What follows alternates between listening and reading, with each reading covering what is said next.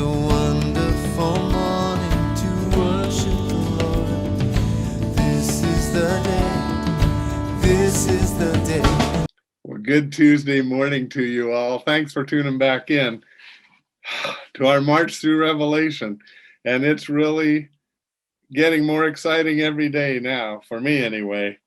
And we're in the midst of looking about a time of worship in heaven that John was able to see and do his best to describe it to us. We got halfway through chapter 5 of Revelation yesterday.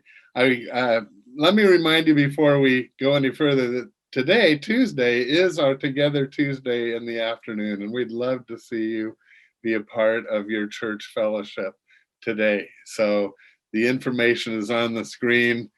Take advantage of that. It's meant to be a blessing to you. Anyway, I actually had read a little further, but I want to go back to verse 5, chapter 5, verse 5. The Lamb is on the throne and he's holding a scroll. They all want to know what's in that scroll. In fact, John said he fell down crying because no one's worthy to open it. And then he says, but one of the elders said to me, don't weep.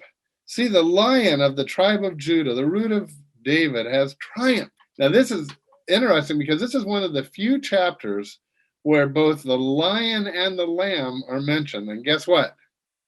Jesus is both. You know why? He came how many times? Well, he came once so far, but he's coming again. He's coming again. He's coming as the lion. This time it's powerful and triumphant. And he is going to defeat Satan and his allies. The first time, he came as a lamb to the slaughter. And so both names are this is about Jesus having that scroll. And maybe it's the lion, they say, that can actually open it. He is able to open the scroll and its 7 seals, it says.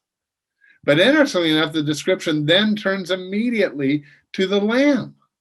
That first aspect of Jesus, and it says, and then I saw a lamb looking as if he had been slain, standing in the center of the throne, encircled by the 4 living creatures and the elders. And we've talked about both of those.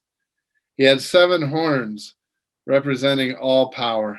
And he had 7 eyes representing his great omniscience that he knows, and his omnipresence because he's everywhere, which are the 7 spirits of God sent out into all the earth. He came and took the scroll in the right hand of him who sat on the throne, God the Father. And when he had taken it, the 4 living creatures and the 24 elders fell down before the Lamb. Prostrate. They fell down on their face. Friends, a lot of times we take worship too casually. This is before the presence of the Almighty, in this case, the Lamb of God. And each one, it says, continuing on, said they were holding golden bowls full of incense, which are the prayers of the saints. I love how God sometimes just sticks in little things that seem like just an aside in the big picture of this huge room of worship and everyone falling down prostrate before the Lamb in worship. And then he puts in this nugget that I just have always treasured, that in those golden bowls were the prayers of the saints. And you know why I like that so much? Especially for you prayer warriors, but for all of us. Our prayers don't go unheard. In fact, they don't even get heard and then thrown out. Our prayers are lasting forever. God so appreciates them. It's hard for us to understand how much God the Father appreciates our prayers.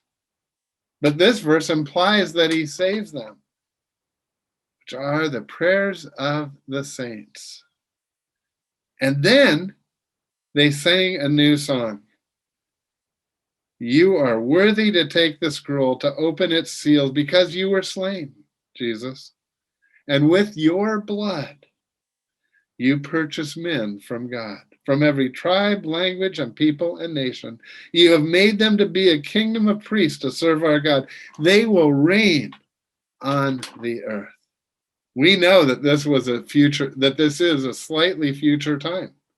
We know it because right now, if this were taking place right now, there is not someone from every tribe, language, people, and nation. In other words, there is not someone from every ethnicity. Remember when we've even done several shows on this, but in Matthew 24 at 14, Jesus says that every ethnicity shall hear the gospel, and then the end will come. Well, that's why, and we've even had the president of Finishing Fund on the show a couple of times, giving us kind of a countdown to this number. And right now, according to the mission board of the Southern Baptist, kind of one of the watchdogs on this number, right now there are 159 ethnicities in the world who are yet to have believers. Now that number, I get reports every week of new ethnicities being reached. That number, we're going to make it in our lifetime. It appears there's no chance that won't happen. But we know that it will happen. And then Jesus says, we don't know what he means, how far after that the end will come, but we know that has to happen first. And here's another evidence of that around this throne, on that day of worship in heaven, there are people from every tribe, language, people, and ethnicity. The word nation there is, again, the word ethnos, ethnicity. So they sang the song. And that, verse 11, then I looked and heard the voice of many angels, numbering thousands upon thousands, and 10,000 times 10,000. That's a lot of angels. And they encircled the throne and the living creatures in a loud voice. And I think you can be assured they're singing the chorus. The stanzas were sung by the elders, and now everyone joins in for the chorus. And here's the chorus. Worthy is the Lamb who was slain to receive power and wealth and wisdom and strength and honor and glory and praise. Don't you wish we had that recorded? People have tried to figure it out. Maybe we will. But that day is coming in our lives to sing the chorus to that song. And we're singing it directly to the Lion and the Lamb of God. We have an exciting future, don't we? And then I heard every creature in heaven, on earth, and under the earth, and on the sea, and all that is in them singing, to him who sits on the throne, and to the Lamb be praise and honor and glory and power forever and ever. And some have said that this is like singing the benediction.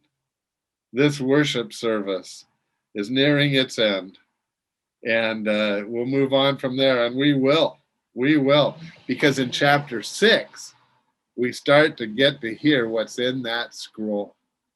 And wow, some exciting things that are coming in that also. And we figured it's the benediction because verse 14, the 4 living creatures said what? Amen. And then the elders fell down and they worshiped. That was what a time of worship. And you know what? There is power in worship and worshiping together. And we're about to start that. Finally, Saddleback is about ready to be gathering again. And tomorrow we're having our Pastor Jeff on to give us all the latest details, how we can sign up to go, because it's going to have to be by reservation, because we're not going to have room for everybody at once. But we'll soon, this is just the first step of many of getting fully back together. Keep praying the Clubhouse 5 opens soon. But tomorrow we're going to give you all the latest details on how you can be a part of our Easter service, and actually Palm Sunday service also. So we'll see you tomorrow. Look forward to seeing you right here on Inspiration for Today. God bless. Beautiful day, it's wonderful. This is the the day that the